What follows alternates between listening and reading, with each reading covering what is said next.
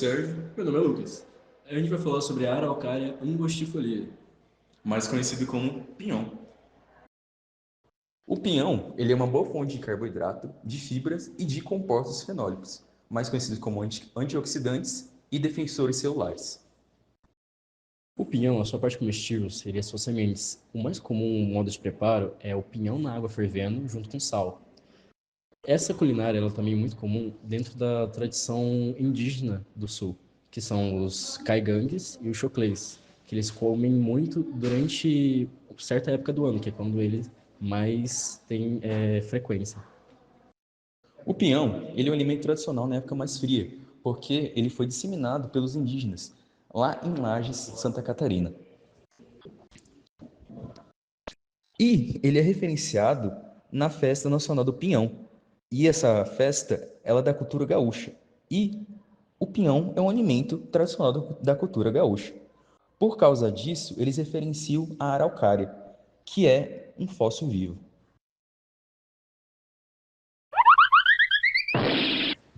Eu vou falar sobre algumas receitas. Uma delas, a gente pode falar também sobre a paçoca de pinhão, o pinhão na brasa e a farofa de pinhão com bacon, que é realmente muito gostoso.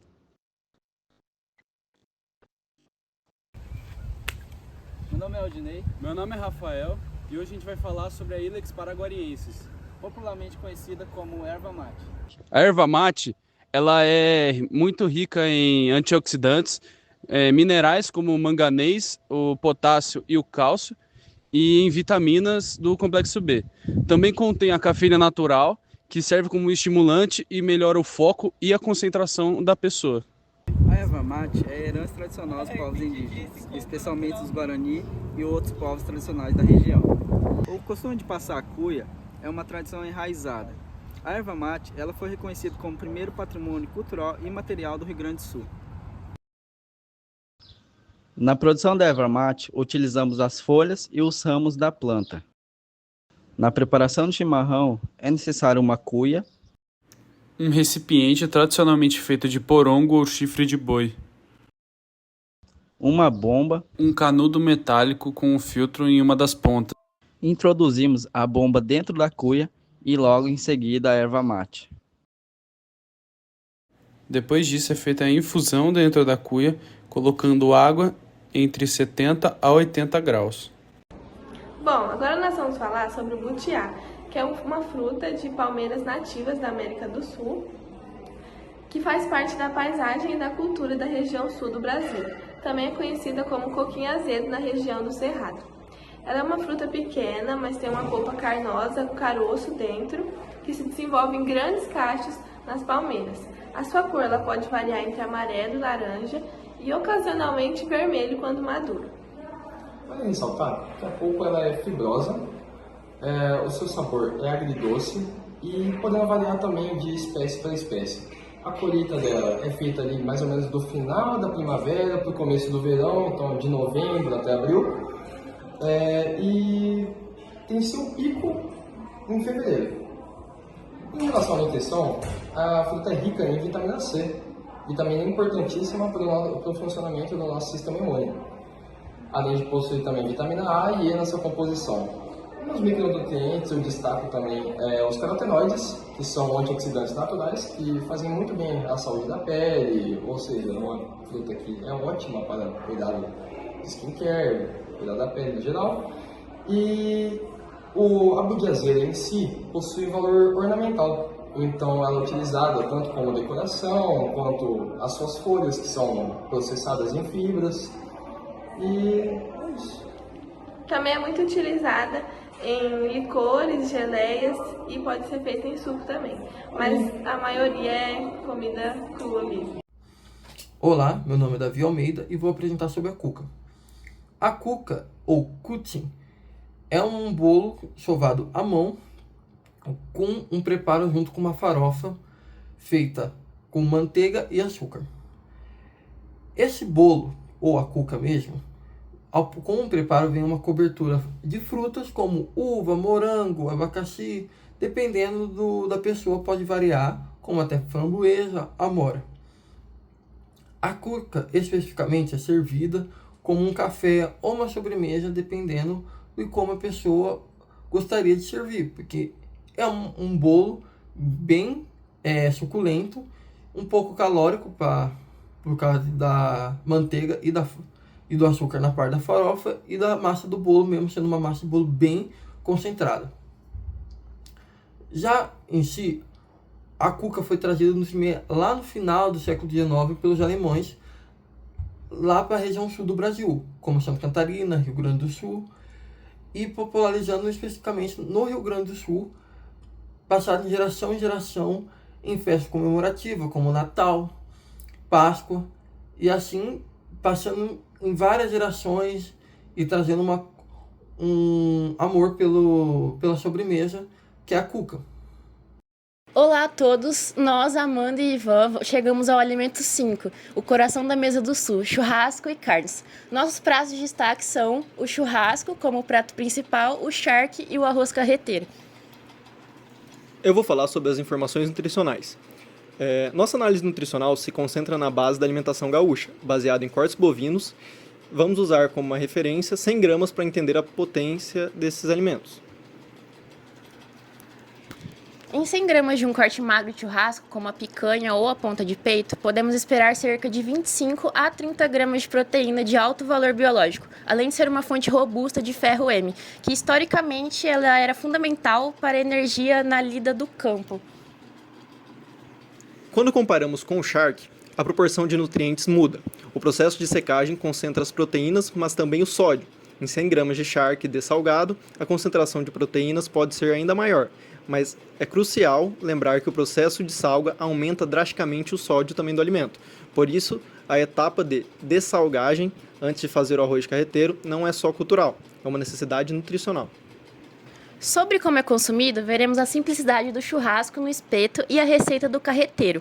Mas o verdadeiro sabor cultural, só quem explica é quem vive isso. Nosso foco principal é a história e o relato sociocultural. E para isso, gravamos com o meu pai, Rogério, que é gaúcho e nascido na pequena cidade de Rosário do Sul. Cresceu e viveu grande parte da sua vida no Rio Grande do Sul. Nossa pesquisa sobre o preparo, corte e a diferença regional nos leva inevitavelmente ao cerne da questão. O que realmente significa esse ato para o povo do Sul? Para aprofundar esse simbolismo, vamos ouvir a perspectiva do nosso entrevistado sobre a identidade e os rituais do churrasco. O churrasco é mais que uma refeição? O que ele representa para a identidade de um gaúcho? O churrasco ele representa muito para a identidade de um gaúcho. Ele vem de muitos anos na cultura do Rio Grande do Sul. Então, ele é muito mais que uma refeição, ele é uma tradição que se cultua hoje, ano a ano, dia a dia, e vem de gerações e gerações, todo mundo cultivando esse churrasco. O modo de preparo tradicional do churrasco gaúcho exige mais do que a técnica, exige tempo. O preparo, seja no espeto ou na tradicional costela de chão, é um ato lento. Falamos em horas, e é nesse tempo que a cultura se manifesta. O que significa essa longa espera para quem está acostumado com a comida rápida? O churrasco gaúcho ele tem o espeto, mas também a famosa costela de chão. Qual a diferença no preparo e principalmente o significado de fazer um churrasco que leva de 6 a 8 horas para ficar pronto? O churrasco do espeto, a costela do espeto, ela é típica da fronteira do Rio Grande do Sul, certo? Onde os gaúchos, as estâncias, eles fazem esse assado e ele é um assado que ele fica pronto rápido, ele não precisa de muito fogo. Já o costelão de chão, ele é mais apreciado mais no norte do estado do Rio Grande do Sul e sul de Santa Catarina, aonde também tem a cultura do Rio Grande do Sul, porém ele é um assado que ele é mais assim para reunir amigos, para conversar sobre as pessoas olham aquele churrasco, aquele costelão, eles apreciam, conversam, fazem toda a parte de socialização em volta do assado do costelão. E aqui está a ligação direta entre o modo de preparo e a nutrição. No churrasco gaúcho, onde a carne é assada com sal grosso, esse sal serve para selar a peça e reter a umidade e os nutrientes. Isso ajuda a manter as proteínas e as vitaminas do complexo B dentro do corte, resultando em uma carne mais suculenta e nutritiva, embora o consumo de sal na superfície seja inevitável. Mas o modo de preparo não é só físico, é um ritual que nos define. Nosso entrevistado explicou que a diferença do churrasco gaúcho está no ambiente e na tradição que exige. Isso é o que nos diferencia de um simples assado. Qual a diferença entre um churrasco gaúcho e um churrasco feito em outras regiões do Brasil? É o preparo, o corte, o ambiente, o que a tradição exige? O churrasco gaúcho, ele basicamente ele é feito por duas carnes, né? Que é a costela e a ponta de peito, alguma coisa de picanha, mas muito pouco. Hoje os outros estados, as outras culturas, eles trouxeram muito o churrasco americano pro Brasil, aonde tem aqueles pit stops, aonde entra o churrasco do contrafilé com os vários cortes diferentes, como o T-bone, todas as estiquerias. E o gaúcho ele ainda cultiva a tradição do quê? Do assado, que é basicamente a costela, a ponta de peito, a linguiça, a maionese, o pão d'água. Tudo isso entra dentro da cultura do churrasco gaúcho. O que você diria que não pode faltar no acompanhamento para um churrasco gaúcho? Que sem isso não seria um churrasco?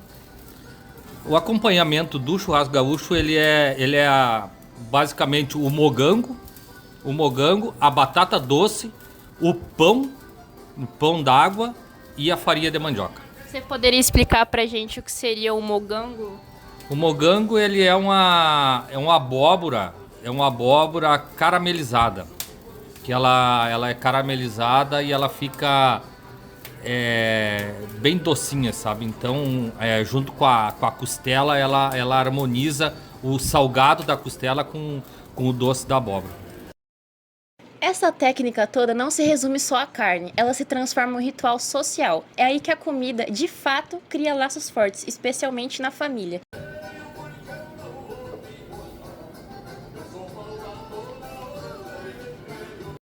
Entrando na resposta, na sua última resposta, você comentou sobre a socialização em torno do churrasco e em questão de estar junto com os amigos e a família. Quando a gente faz o churrasco, a carne ela é servida de forma contínua, né, direto do espeto. O que essa forma de compartilhar a comida sem pratos individuais diz sobre a cultura gaúcha de solidariedade e hospitalidade? Essa forma da servir no espeto, ela vem dos nossos ancestrais, dos nossos bisavôs, tataravôs, que antigamente eles saíam para fazer as tropeadas e fazer a tropeada com gado e levavam, o churrasco ele era levado embaixo dos arreios. Então, eles chegavam nos locais onde não tinham estrutura de churrasqueira e o fogo era chão. Então, eles achavam um pedaço de madeira, espetavam essa carne era assada. Como não tinha prato, não tinha talheres, não tinha nada, a carne era cortada na mão com faca e comida e saboreada ali mesmo. Então, é uma cultura que vem de muitos anos, desde os nossos ancestrais. E se cultiva isso, entendeu? A carne o espeto era repartido entre todos os peões que estavam ali para campear o gado naquele momento. Essa hospitalidade está enraizada nas memórias afetivas. Pensando nisso, o churrasco é uma máquina do tempo através dos sentidos. Qual é a maior lembrança de família que a carne na brasa ou o cheiro do churrasco te trazem? Ou qual é a tradição, lição sobre essa comida do sul, né, que você mais faz questão de passar para a geração da nossa família, para a nova geração, no caso?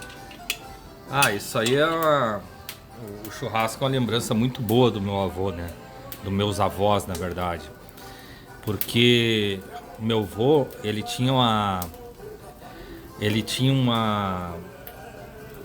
todo domingo, ele tinha uma tradição de todo domingo ele assar o churrasco dele. Então ele começava a lidar com essa carne 8 horas da manhã e 10 horas em ponto ele colocava os espetos na churrasqueira. Então eu ia para lá, para casa dos meus avós mais cedo para ajudar ele, para fazer esse assado para toda a família, né? Então isso é uma lembrança muito grata que eu tenho e uma lembrança que é um costume que eu trago comigo. Sempre que eu posso e tenho condições, a gente vai fazendo churrasco para a família, chamando os amigos. Isso aí é uma coisa que não tem preço. Falando em tradições passadas de geração para geração, antes do churrasco moderno dominar, tínhamos a necessidade da conservação da carne, que nos leva ao alimento fundamental da campanha, o charque. Você lembra de como o charque era feito antigamente? É só sal e sol? Essa forma de conservar a carne tem algum segredo, alguma regra que não pode ser esquecida? O charque antigamente, ele era usado pelos tropeiros, né, que tropeavam gado muito longe. Então era uma forma de comer uma carne de vários dias e que não estragavam. Então desde a estância se preparavam o consumo, né? Que era uma peça de carne onde era manteada, colocava sal e deixava ela desidratar no sol. Ela desidratando no sol, ela tinha um poder de conservação maior, aonde eles poderiam percorrer várias distâncias e consumindo o charque sem que a carne estragasse. E em questão da conservação mesmo da carne, questão de insetos, moscas, o que acontece para essa carne não estragar? Você conseguiria me dizer? A carne, quando ela é desidratada, ela é salgada, ela fica livre de todos os insetos, mosca, parasita, qualquer coisa. Então ela não estragava, ela não recebia varejeira, não tinha larva, então era uma carne extremamente saudável. Novamente relacionado ao modo de preparo e os fatores nutricionais, a regra de dessalga do charque é uma etapa obrigatória para reduzir o alto teor de sódio e tornar o prato apto ao consumo regular. Essa técnica de conservação era vital e o destino mais famoso desse charque transformado é, sem dúvida, o arroz de carreteiro. O processo de dessalga é longo e exige paciência. A culinária do Sul, portanto, usa suas técnicas para garantir o sabor e a segurança alimentar. Como você explicou pra gente, o charque ele precisa ser dessalgado por horas, né? Qual o sabor que essa carne, depois de tanto trabalho, ela traz pro carreteiro? É um sabor que não se consegue com nenhuma outra carne ou é possível fazer também com alguma outra carne ou modificar a receita? Não, o sabor do charque é um sabor único. O carreteiro de charque, ele tem o seu próprio sabor. Tem muitas regiões que imitam o carreteiro fazendo carne com arroz, sobra de churrasco com arroz, mas não é o carreteiro mesmo tradicional, né? Que é um sabor daquela carne, aquela carne salgada, e ela é dessalgada também para fazer o carreteiro. Então é outro tipo de sabor, o sabor é indescritível. O sabor é fundamental, mas o carreteiro também é uma ciência de proporções e texturas. A gente sai do sabor e entra na execução do prato. Para um gaúcho raiz, o que faz um arroz carreteiro ser perfeito? Ele tem alguma regra de ouro, assim como usar a gordura, ou a cor, o ponto do arroz? O que faz a diferença nesse arroz carreteiro? Não, o arroz carreteiro, ele foi feito com alho, cebola charque e arroz. Não existe outro tipo de carreteiro que ultrapasse esses 4 ingredientes. Tem outras regiões que colocam milho, colocam tomate, isso não é arroz carreteiro. O típico arroz carreteiro raiz, ele tem 4 ingredientes: cebola, alho, charque e o arroz. O carreteiro é o ápice do charque, mas essa carne seca era uma necessidade diária, não só para pratos de festa ou ocasião especial. O charque, ele era a base do carreteiro, né, como você havia dito, mas ele era usado em outros pratos típicos da campanha gaúcha. Como as famílias de antigamente usavam o charque no dia a dia? Antigamente, o charque ele era a base da culinária gaúcha.